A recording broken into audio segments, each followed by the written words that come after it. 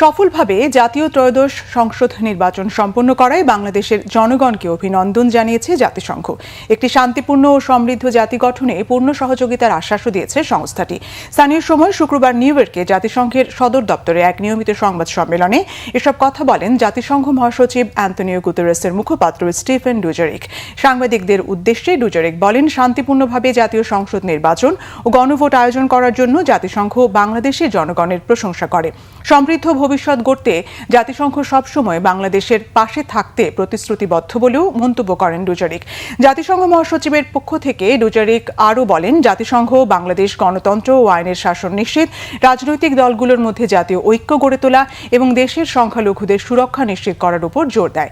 বাংলাদেশে নতুন সরকারের নেতৃত্বে অন্তর্ভুক্তিমূলক ও টেকসই সংস্কারের আশাও প্রকাশ করেছেন জাতিসংঘ মহাসচিবের ওই মুখপাত্র।